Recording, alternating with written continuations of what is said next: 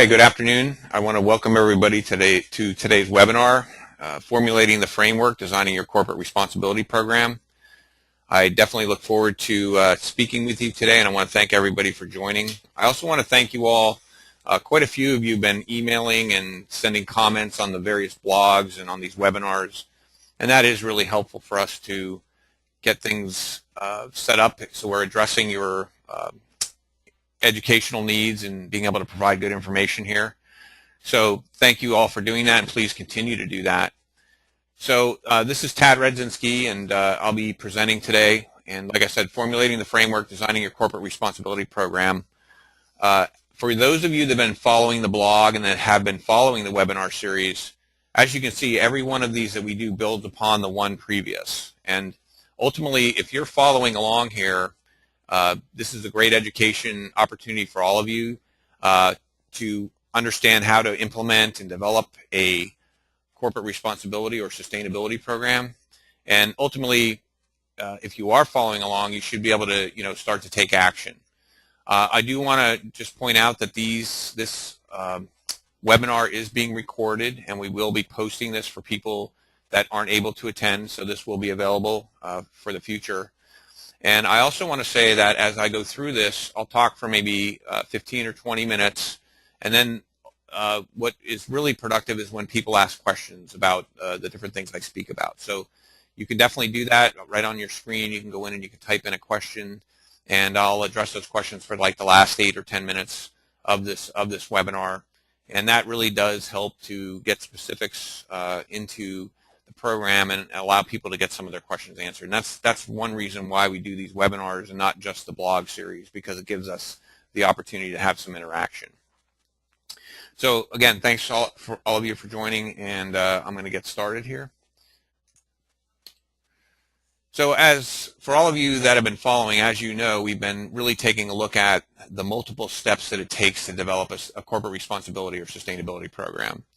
And it all starts in the very beginning with either a manager who's really interested in this, or someone that is starting at the bottom up and working from the bottom and saying, hey, this is really important that we establish a sustainability initiative or program.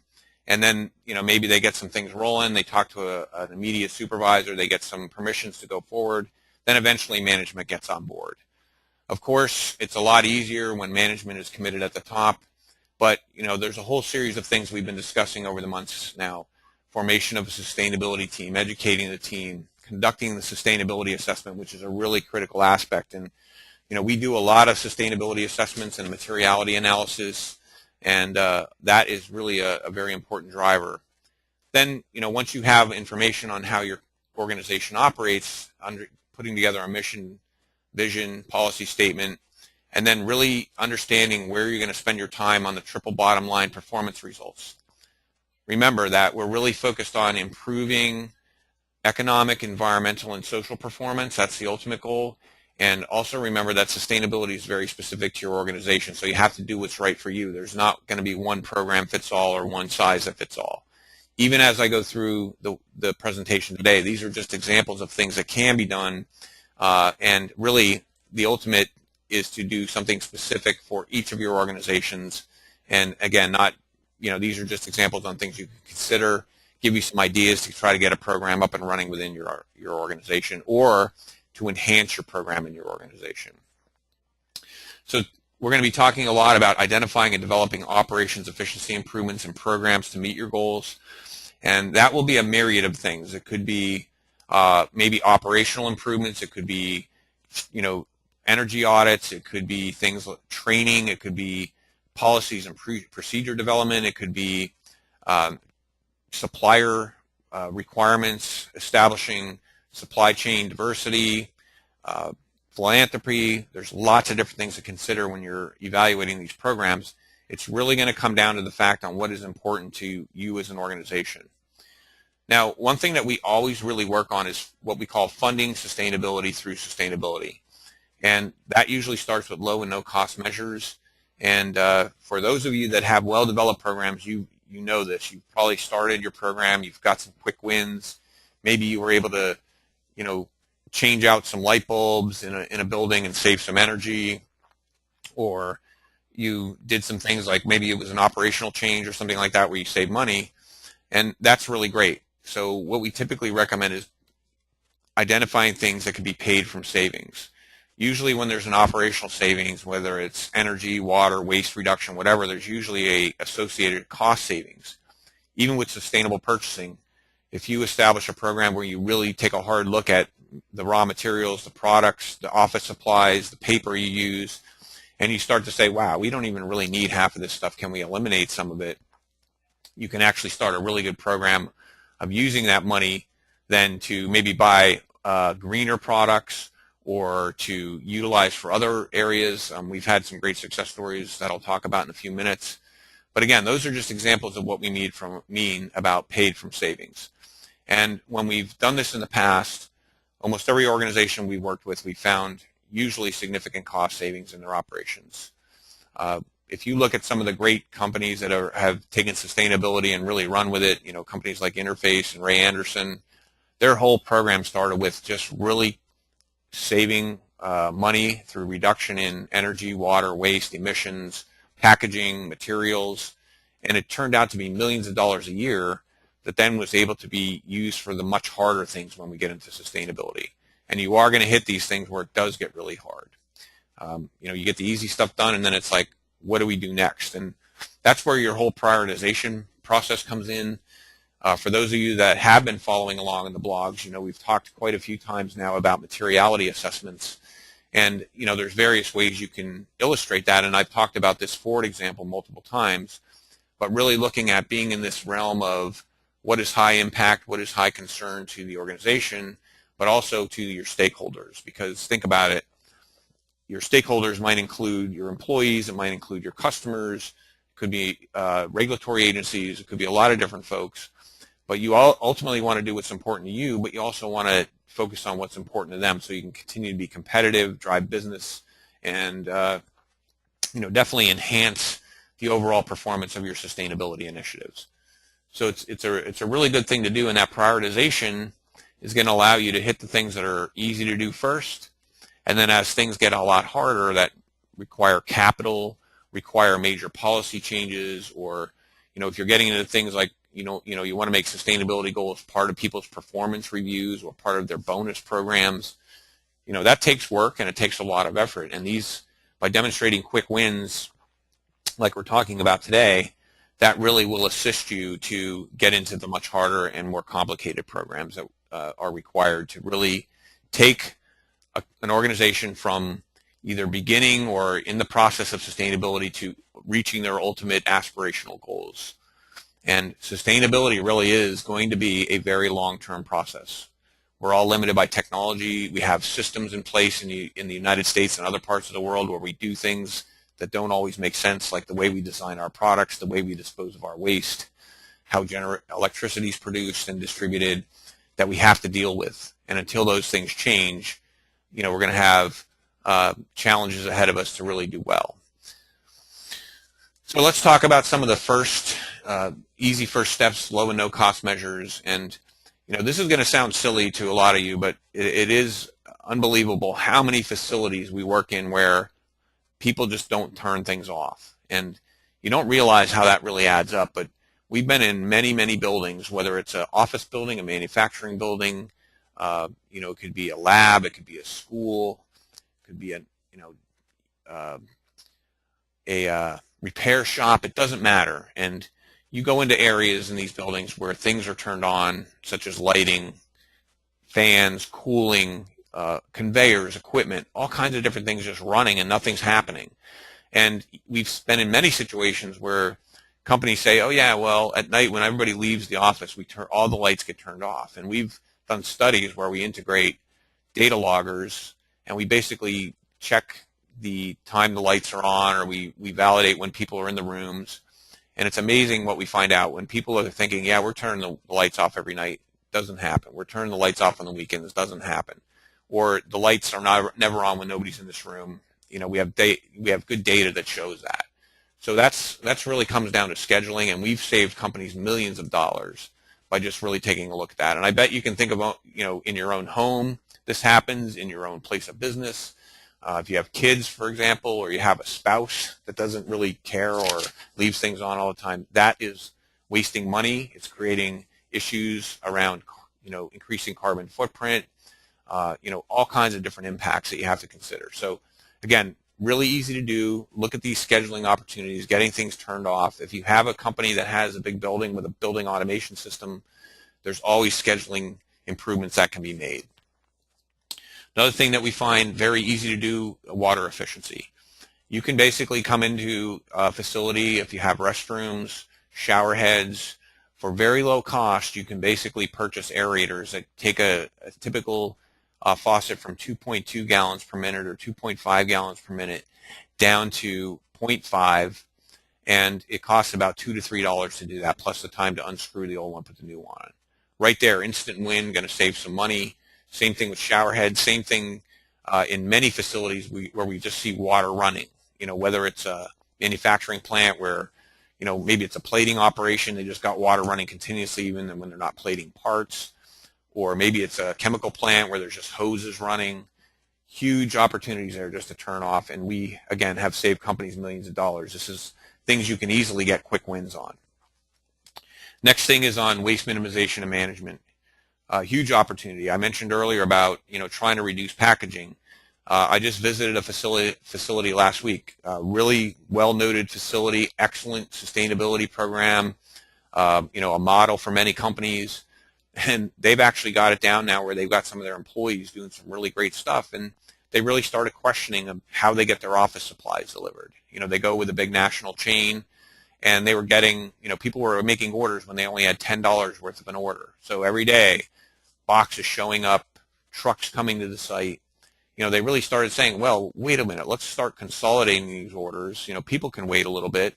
And that reduced not only truck trips, but huge amounts of packaging. And that's an example of things you can easily do within your organization. Same thing with companies that manufacture things, reducing scrap.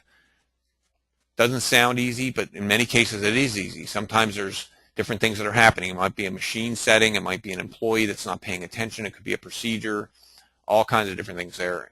Same thing with reusing and recycling. I just got off the phone with an organization where they have a huge opportunity to reuse many materials, and they're really starting to implement that, and they've resulted, it's not only increased their diversion rate for waste, but it's also saving them hundreds of thousands of dollars by reusing certain pallets and drums and even containers and boxes. I visited a car manufacturing company that's doing a great job of reusing all their packaging, shipping back and forth to the main facility that's in another country and getting all their parts brought back and forth and continually reusing that thing. These things all really work and save lots of money. Another thing I mentioned earlier was developing sustainable purchasing programs. First thing we always do is eliminate use. I know here in our own office, we've had, over the years, we are really working to go paperless as much as possible. We've done a great job of that. Not only has that reduced our cost to purchase paper, but it's reduced the requirements for storage. It gives us more room for people to do work. It gives us the ability to manage things electronically. We're much more efficient for searching for documents. We're much more efficient with actually going into documents. If it's a large report or something, you know how you can do a search in a PDF for certain words. I mean, it's been tremendous for us in reducing our purchases. It's also made it much more efficient for us as a company to manage all our information, all our online catalogs, because we do a lot of green building work. We also do a lot of energy efficiency audits and things like that. So having all that information in a catalog electronically is really great. And then if you really think about the life cycle impacts of that from an environmental and social perspective, by eliminating the need to purchase certain things has been huge for us. Obviously, that could affect jobs down the line and whatnot, but we're seeing the economy really shifting to where things are more electronic, and it also gave us the ability with our purchasing program to purchase higher cost materials. For example, a lot of times you'll see if you want to go with, say, recycled paper or recycled file folders, pens, different things like that, they tend to cost a little more money. So by eliminating use of things we never use anyway, it's given us the ability to really beef up our sustainable purchasing program. And we also push down and educate the vendors that we buy from. Another huge one, training. It's typically a low-cost thing to do. Huge opportunity and huge successes with this. We've trained many organizations, people on energy, water, waste reduction, educating them on sustainability, educating them on sustainability sales, sustainable purchasing, sustainable product development, and it's reaped great rewards. Usually it's a low-cost investment and you get giant returns. So again, something that's easy to do, but also a great way of really getting employees engaged. And we're going to be talking about that in our next blog series about how do you really implement these things. We got all these great ideas and we're working to achieve our goals, but you can't just have one person in the company pulling forward. You know, there's a lot of people in the organization that have to get committed and become part of their everyday lives, you know, just the way they think. And that's where your policies and procedures come in and really getting these people educated. Another real simple one to do is reducing travel. Not only does that significantly reduce your costs, but it also has a major effect on the carbon footprint of a company, for example. And with technology these days, I mean, look at this. We've got about 140 people on this webinar right now, and we're talking about different things. And everybody's sitting at their desk, didn't have to travel anywhere, is able to basically get some education and then not have any major impact on the environment. So you can do this with meetings. You can do basically video conferencing, and you know, with tightening budgets and really a big focus on reducing carbon footprint, this is a great way to do it. Low cost thing to do, and you know, really excellent way to really make this happen and implement these things without spending a lot of money. So if you remember, in several of our blog series, we've talked about sample sustainability goals. And again, these are samples. However, if you all are following me, I really recommend that you always have energy goals, reducing energy consumption by some percentage and reducing carbon footprint. So if we went back to the slides we just talked about, think about this. If you're doing things to conserve energy, that's obviously going to reduce your carbon footprint. If you're doing things for water efficiency, if you put in low flow aerators, that's guaranteed to save you energy because you're using less hot water. It's also going to reduce your carbon footprint. Same thing with waste minimization and management. If you're using less materials, you're having less trucks come to your site, you're shipping less things off site, huge savings and reducing, you know, major effect on the not only energy but carbon footprint. So what's important to note is everything I'm talking about here connects. There's connections and interactions. And even training of employees. We've had great successes training employees on energy reduction, water reduction, waste reduction. That has reaped huge benefits for the organization because, number one, instead of one or two people trying to do it, you've now got 50, 100, 500 people that are really thinking about these things. Not only do they do it in their place of business, but they take it home then and they reap the benefits at home as well. So keep in mind, all these things are connected. Even the one about reducing packaging or increasing recycled content, again, connections across the whole board there, and not only environmental but social too. Because if you don't have all these trucks coming to a site, you don't have different things happening like that, you're definitely going to be minimizing air pollution, say, for example, in different neighborhoods around your facility. If there's not more truck traffic, more vehicles coming in, it's going to have a societal impact as well. So keep in mind, always thinking triple bottom line here. Another goal can be training all your employees on principles of sustainable operations or improving your transportation fleet efficiency. I know, looking at some of you that are on here, I know you work in really big companies. I know you've got many trucks coming in and out of your facilities, or you have a whole fleet you have to manage.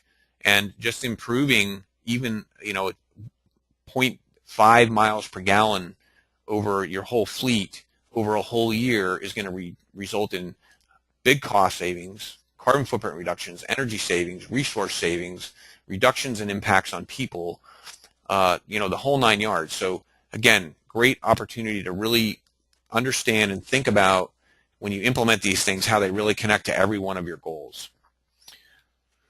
Okay, so some next steps that I want to talk about, and this actually sets us up for our next series that we're going to be talking about.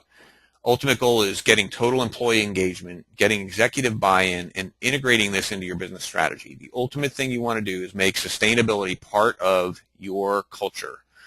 And it's not going to happen if just one person starts out. You can really get a lot going with that, but to really make it happen, you need to get everybody engaged in an organization. And it's in their best interest because obviously having gone through the sustainability assessment, having done a materiality assessment, you know it's important to make your business or your organization, whether you're for-profit, not-for-profit, manufacturing, services, whatever, to make that successful, these things are really going to be important to focus on. And getting more and more people engaged is not only going to help you internally, but it's going to help you externally with your communications, getting people really interested and excited about your company. So all kinds of different things to think about that. And we're going to be definitely doing that in our next blog series where we talk about that. So now I have about 8 or 9 minutes left here, and I got a bunch of questions. So I'm going to start by addressing them.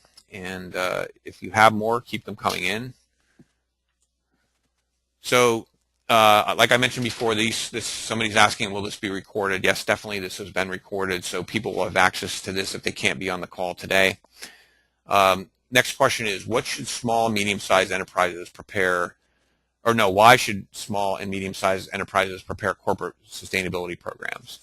Oh, this is an excellent question. Most people think it's just the big companies like Procter & Gamble or Unilever or Merck or Subaru that are out there doing these things. In reality, it's imperative, if you think about it, what drives our whole economy? Obviously, those big companies do, and we all purchase from them. But in reality, it's the small businesses and the medium businesses that are really having an effect on putting people to work. If you add up all the impacts of all the small and medium businesses, it's really big. So also, if you're a small and medium business, I would imagine that most of you want to grow to be a bigger business. So having a really strong sustainability program, corporate responsibility program is going to be imperative for long-term success in your organization. Next question is, what are the costs and internal efforts involved for companies to design corporate responsibility programs? Well, that's a good one, and there's a lot of ifs here. If you try to do a lot of this stuff internally, that's really good. You can definitely have some cost savings around that. If you're hiring consultants all the time, or you're looking to bring in resources, there's a cost to that. But you have to remember, you're going to be able to do it usually a lot more efficiently. Most people do hire consultants because they really want them, to streamline the process or to bring their expertise. The way we work as a company is our ultimate goal is if we're working with somebody to help them develop their corporate strategy or to train them, we want to get them up to speed and train them. And the most sustainable thing then is for them to be able to take what they learn from us and run with it and really carry that on for the long term. Next question I have here is, do you find any difference in acceptance of sustainability goals in ESOPs, that's employee-owned companies, where everybody gets a benefit from cost reduction? Well, that's a really interesting question, and one thing that we have found, and we've worked in both private companies and publicly held companies, and we are seeing in the companies that do have, say, employee stock ownership, or they share profits with the employees, that we do find that those folks generally do get more committed, and they actually get quicker results for the implementation of their programs, because the employees are realizing that the good of the company really is going to reflect on the value of their stock, or maybe the profit sharing or the bonus they get at the end of the year. And we have traditionally found that when you build that into people's goals, one thing we're really big about is we do follow Deming principles in our company, and we're really committed to what is the overall aim of our organization, and everybody in the group in our company pulls in that direction. So when everybody's committed to that, and they know that if they can reduce energy use, or they can reduce water use, or less purchasing of materials, that has an overall effect on the overall profitability and success of the company. That's really important. Next one, how do we get people to look beyond the upfront cost to the life cycle cost?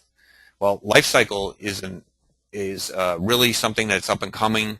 I'm a really big proponent of using life cycle assessment in sustainable product design.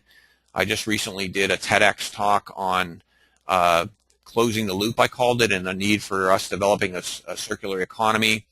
And this is definitely an area that's really important. And these life cycle costs, once people start to look at those, they start to realize this. We're working on a number of projects right now both for sustainable product design and looking at products, but we're also looking at buildings and doing various audits.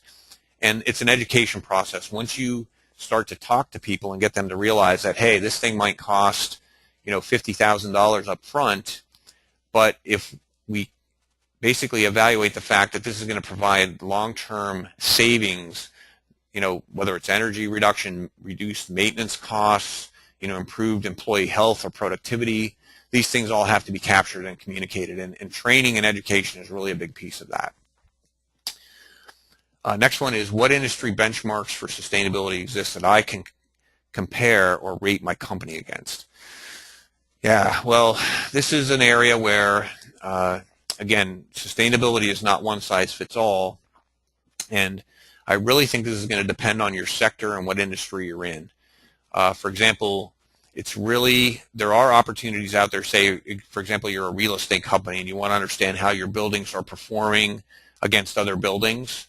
You can do things like evaluate your buildings against Energy Star, and then you get an Energy Star score, and you can basically go in and look at CBEX data and understand how other buildings are performing of a similar size and that kind of thing. So that's one area I know. But when it comes down to basic sustainability goals, whether it's carbon footprint reduction, there isn't a lot published out there to say, all right, well, this particular industry, best in class, should have a carbon footprint of X pounds per widget or X pounds per service. But there is movement in that area. Folks like Walmart are trying to understand that. They're trying to understand from a perspective of what is a sustainable product. I know there's a group called the Sustainable Purchasing Leadership Council that's doing work to measure this and establish standards, and that's an area we actually are participating on that. We're a founding member of the SPLC right now, because along with understanding life cycle impacts, it's also really important to understand how you can evaluate and benchmark and what is best in class to understand how you're performing. So we're not there yet, but we will see this coming in the future, and I think it's going to be a while. But again, if you do have a specific industry, one thing you can do is look at competitors. If they're publishing any data and they're saying, hey, their carbon footprint for their organization is X, you can kind of see where you stack up. Or if you're a group that participates in the life cycle assessment, say an industry-wide LCA, you will have an understanding of what the average is for your industry, and you can start to look at different things, especially around operational parameters. So I hope that was helpful. Looks like we're down to like 2 minutes, and I'll just take one more question here. Let's see. While designing a corporate responsibility program, should a company have their plan assured or verified externally? If so, how and by whom? There are different opportunities for that, and you can definitely go through different groups like GRI, get your sustainability program evaluated. There was a lot of credibility with that, and we definitely encourage third-party reviews and audits of anything that gets done and is publicly facing. So again, keep that in mind for sure. So next thing I want to talk about, again, I just want to reiterate, continue to email me, continue to provide comments. These questions today were great. Thank you all for who submitted questions. And one thing that we can really do is, if you're liking what you're seeing here, we actually offer these trainings that we make very specific to your organization. So let's say you're a company that is really thinking about this, you're learning a bit about it, we can definitely get on board and help you to establish a very specific training program. So keep that in mind. The other thing I want to mention is we'll be rolling out our February blog series, which is going to continue this. We'll have a webinar in February that's going to build upon employee engagement, really making this stuff integrated into your operations, getting everybody committed in the organization. And I do want to also mention that the ultimate thing that we're doing here is preparing all of you for this really great seminar we have coming up on May 7th, 2014. It's going to be in Philadelphia at the Hub Cirrus Center. We have limited enrollment for this. We have many people are registering, and it's filling up pretty quickly. So if you are interested in this, you definitely check it out. And if you've been following along, this will be the ultimate conclusion to these webinars and blog series. This will help you to really get hands-on learning, full-day education, where we're going to be working with you directly. There's going to be other sustainability professionals participating in the training, and we really want you to roll out of this with a action plan that you can take and implement at your at your organization. So again, pretty exciting stuff, and for all those of you that have been participating, you should seriously consider this for the future. So anyway, I want to thank all of you for joining today. It's 12:30. I know you're all really busy, and I appreciate you coming on. Look forward to our next webinar. And again, keep the questions coming. Thanks for the comments, and very excited to have you all on board. Thank you again.